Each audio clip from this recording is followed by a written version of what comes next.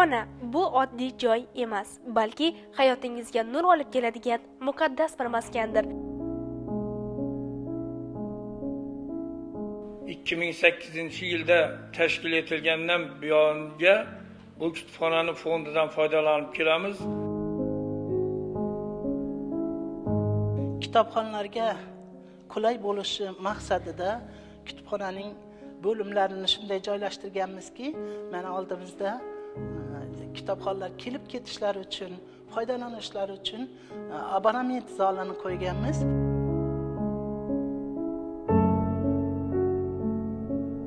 Men asosan she'riy adabiyotlarga juda qiziqaman.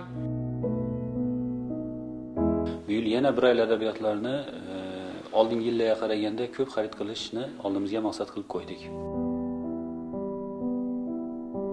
Kitob o'qishga imkoniyatim yo'q yoki